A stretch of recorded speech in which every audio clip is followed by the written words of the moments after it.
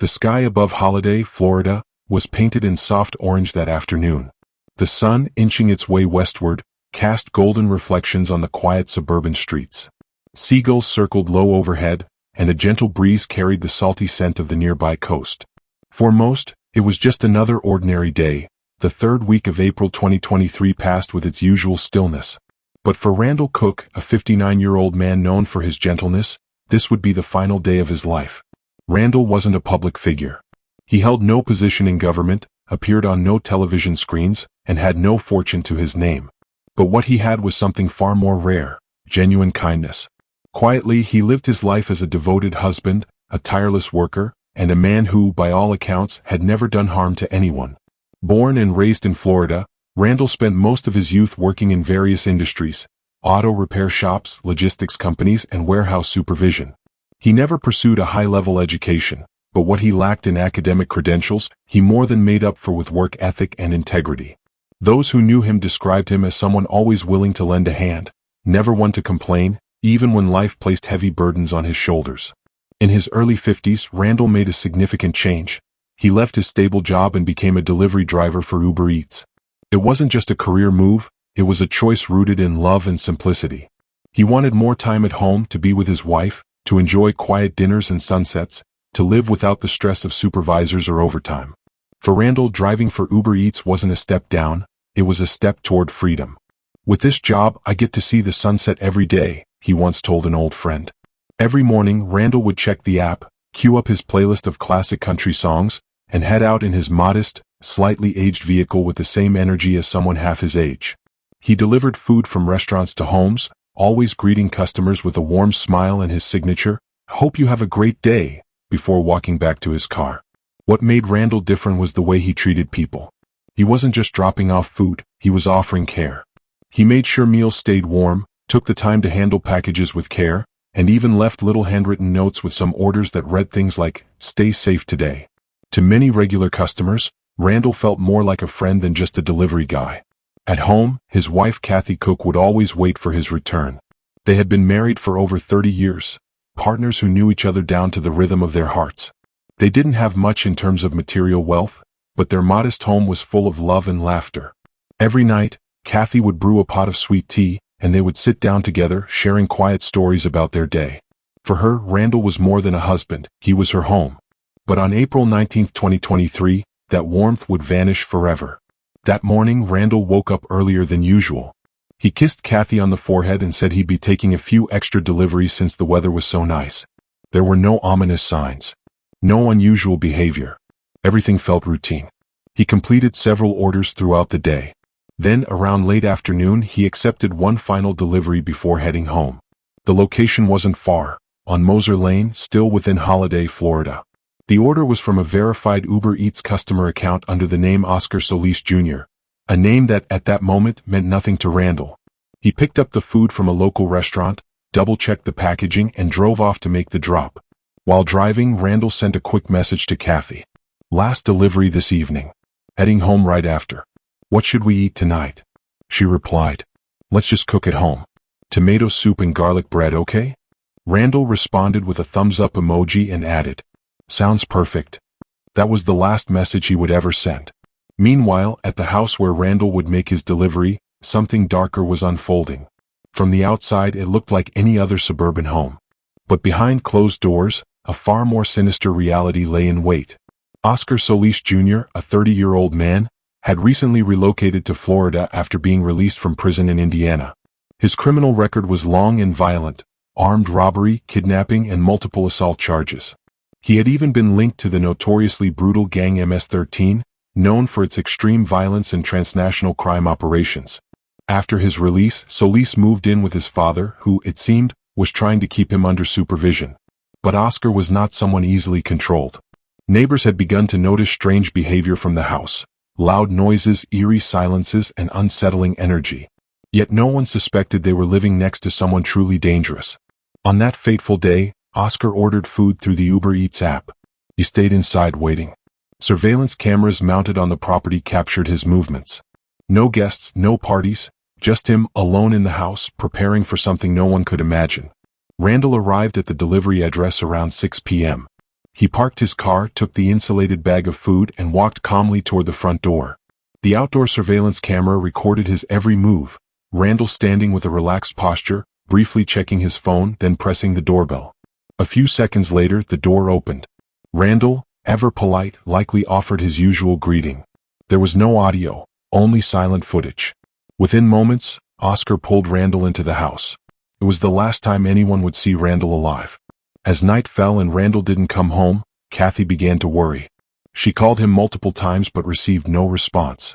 The GPS from his Uber Eats app showed his last known location, Moser Lane, and then stopped moving. The next morning, Kathy reported Randall missing to Uber and contacted the Pasco County Sheriff's Office. Deputies were dispatched immediately to the address of the last delivery. And so began the unraveling of a horror that would shake the entire community, a descent into darkness hidden behind a perfectly normal door. When Randall Cook didn't return home on the night of April 19, 2023, a growing sense of dread settled into the heart of Kathy Cook. At first, she tried to remain calm. Perhaps Randall had a flat tire. Maybe his phone had died. Or he had taken a moment to help someone, as he so often did. But as minutes turned into hours and hours turned into the deep silence of night, the truth pressed down on her with the weight of finality. Something was terribly wrong. She tried calling again. No response. She checked Randall's location through the Uber Eats shared profile. They always kept tabs on each other just in case. The last ping had come from a residence on Moser Lane, and then, nothing. The GPS trail had stopped cold. At 7:58 a.m. the next morning, Kathy filed a missing persons report. She told deputies from the Pasco County Sheriff's Office everything. Randall's routine, his last message, the Uber Eats delivery, and the final GPS location. Officers didn't waste time. Within hours, they were knocking on the door of Oscar Solis Jr., whose name now stood as the last trace on Randall Cook's timeline. The house that hid his secret. The house on Moser Lane looked ordinary from the street. Typical Florida layout, modest lawn, blinds drawn. But as deputies approached the property, something felt off. The house was oddly quiet, but not in a peaceful way. It was the kind of silence that feels deliberately placed, like sound had been forced out. Oscar's father, who also lived in the house, answered the door. He seemed flustered, nervous even. After brief questioning, he admitted something strange. He hadn't seen Randall arrive, but he hadn't seen his son all night either. In fact, Oscar had been behaving erratically for days. The deputies asked to speak with Oscar. The father hesitated. Then, as if the air shifted, Oscar appeared at the doorway. Disheveled, silent, eyes cold. He said little. Claimed he didn't know anything. Claimed he didn't even order food. But the Uber Eats receipt said otherwise. And so did the security camera mounted outside the house. After obtaining a search warrant, detectives began combing the premises. What they found inside shattered all illusions of normalcy. Signs of struggle. The house was in disarray. Trash scattered, food wrappers everywhere, the smell of damp rot and old smoke. In the living room, a small trail of blood droplets had dried into the wooden floorboards, faint but clearly visible under forensic light. The most alarming discovery came from the surveillance footage retrieved from the doorbell camera. The video showed Randall Cook, smiling and standing at the front door, handing over the delivery bag. Moments later, Oscar Solis Jr. pulled him violently into the house, slamming the door behind them. What happened inside remained a mystery, until investigators checked the home's internal security cameras. What they saw was brutal. The footage showed Randall being ambushed the moment he stepped over the threshold. Solis lunged at him with a knife, stabbing him repeatedly. The attack lasted minutes.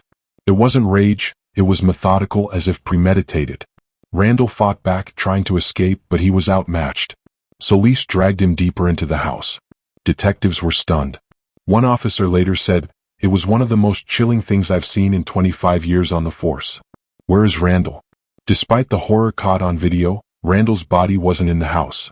The deputies feared the worst, but they needed proof. The next step, a full search of the property and surrounding area. Behind the house, they found a set of trash bins. Inside, multiple black garbage bags were stacked on top of each other. The bags were sealed tightly with duct tape and reeked of chemical cleaner and decay. Inside those bags, deputies found what they dreaded: Randall's remains, dismembered and wrapped like trash. Among the items in the bags were also Randall's wedding ring, pieces of his clothing, and his Uber Eats lanyard. It was not just murder, it was desecration. Back at the station, Kathy was informed. She broke down in tears.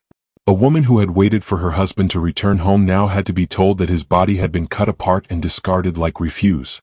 There were no words, just silence.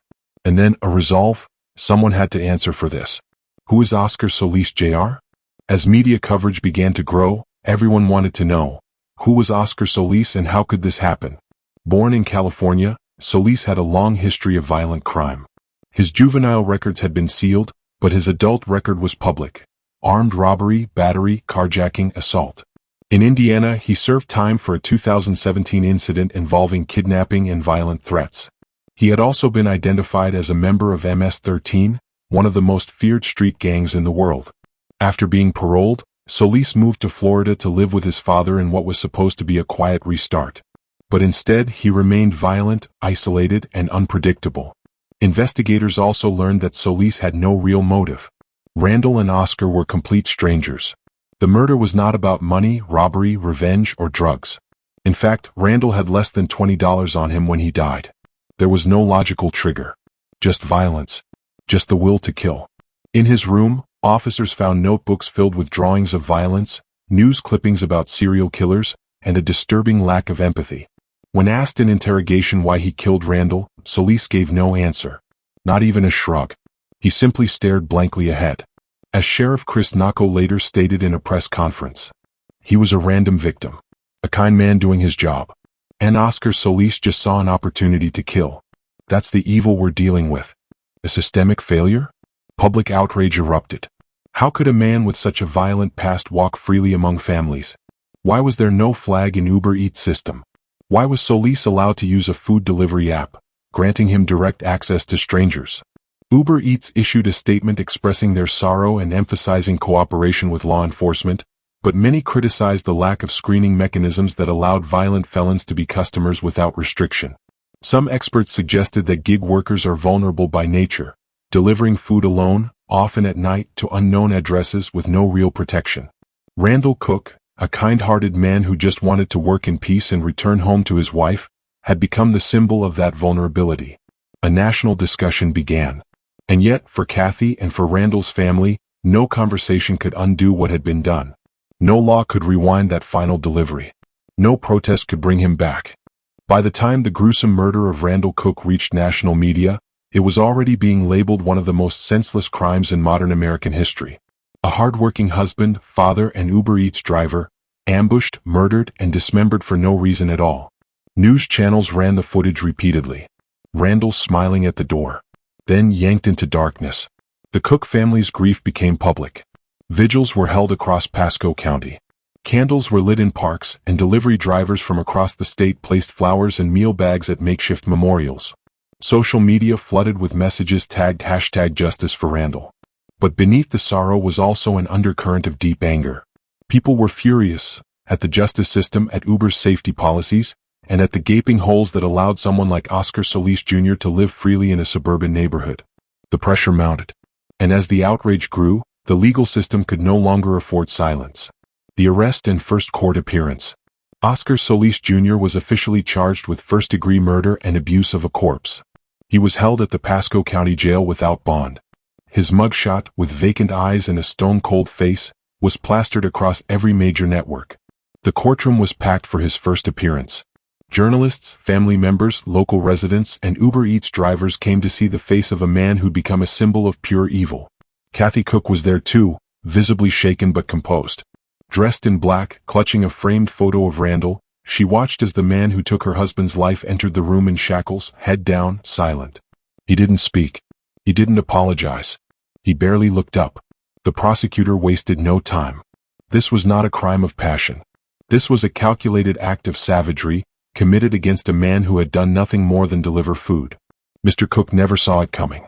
And he didn't deserve to die. Oscar's defense attorney asked for a mental health evaluation, but the state argued that mental illness should never be an excuse for unprovoked slaughter. The court agreed. Bail was denied.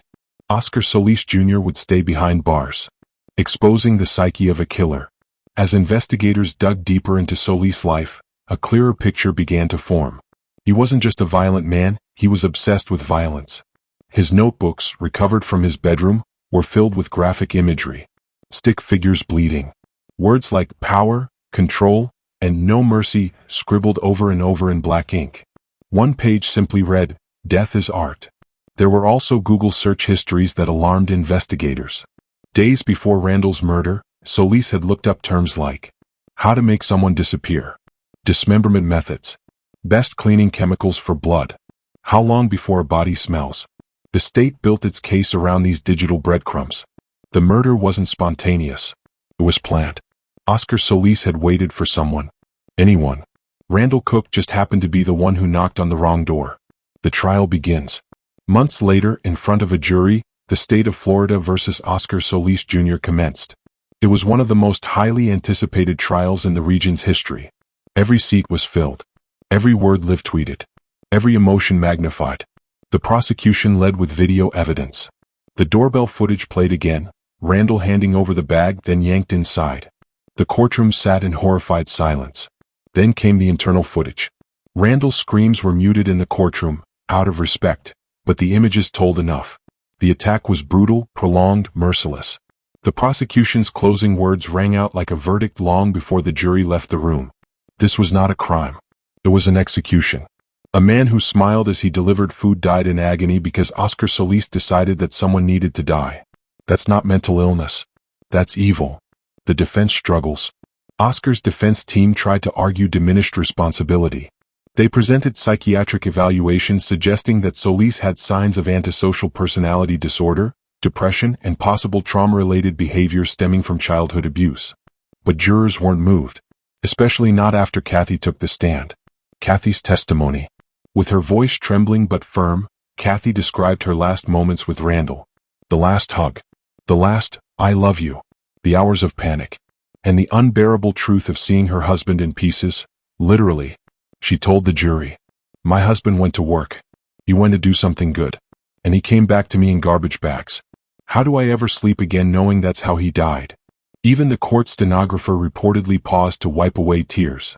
The verdict. After just 3 hours of deliberation, the jury returned. Guilty.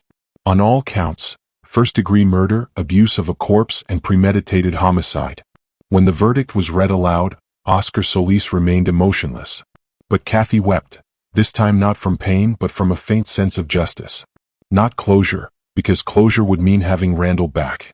But justice, because at least the world now knew what he suffered and who made him suffer it. Sentencing.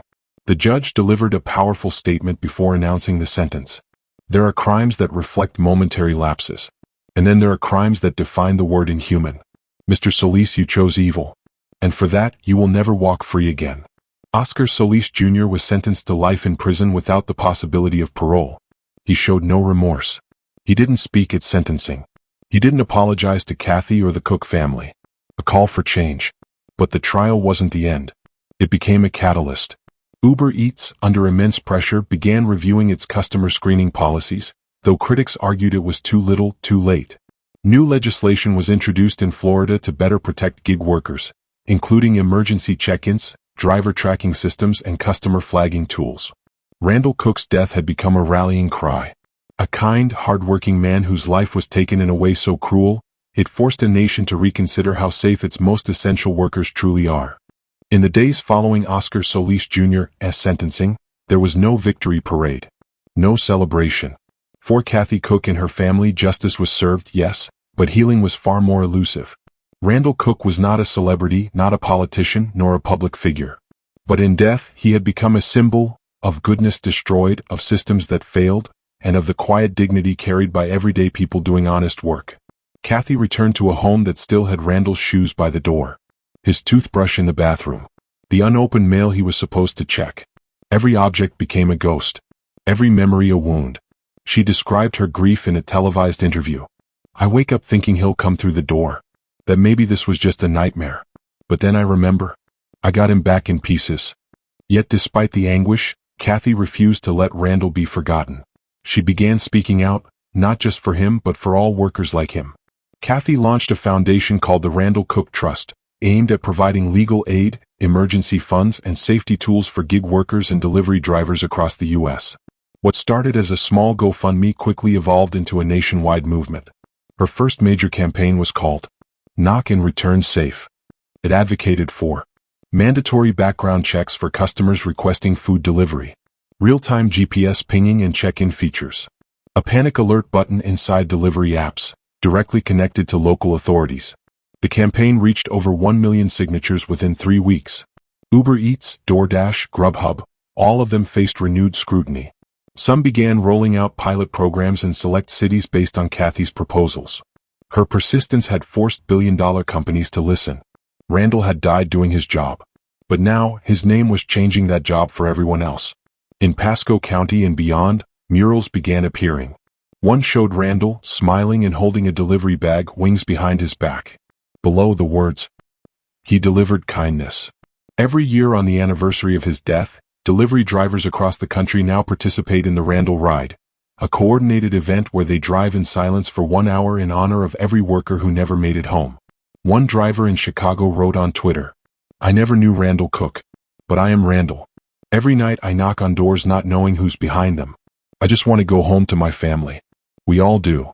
Spurred by public outrage and grassroots organizing, the state of Florida passed the Cook Act, a legislative package that expanded rights and protections for gig economy workers, required background verification for high-risk delivery zones, created a public task force to track crimes against independent contractors. The bill passed unanimously. More states followed. It wasn't just policy. It was a paradigm shift.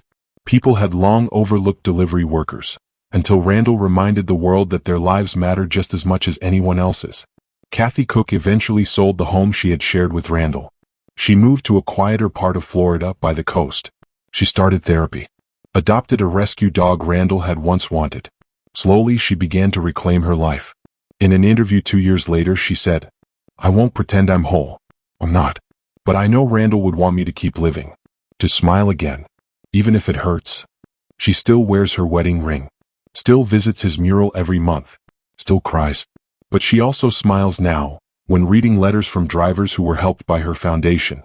When watching news about cities implementing safety tech named after Randall. She told CNN, "They took my husband. But they didn't take his purpose." Oscar Solis Jr. in prison. Meanwhile, Oscar Solis Jr. remains in Florida State Prison, housed in solitary confinement due to the high-profile nature of his crime and multiple threats from other inmates. He has filed no appeals, given no interviews. Some suspect he has been placed under psychological observation. Others believe he's simply waiting to die, forgotten. But Kathy doesn't speak his name anymore. "He doesn't get to live rent-free in my head," she said. Randall's legacy matters more than his darkness ever will. In schools and community centers, Randall's story is now told as a lesson about kindness, dignity, and the silent strength of ordinary people. His death was horrifying, but his life was beautiful in its simplicity. A man who loved his wife deeply, who brought food to people with a smile, who never imagined his final act of kindness would cost his life. His legacy lives in every improved app safety feature, in every law changed, in every delivery driver who now returns home safely because of measures his story inspired. He didn't wear a cape. He didn't chase headlines. He just wanted to do his job and go home. And now he's become the reason others can. There are murders that shatter lives. But some rare, cruel, and utterly senseless, shatter the conscience of a nation. Randall Cook didn't die for nothing. He became a symbol, a turning point, a reason to finally see the unseen, protect the unprotected, and honor the quiet heroes among us. He delivered more than food. He delivered a wake-up call to us all.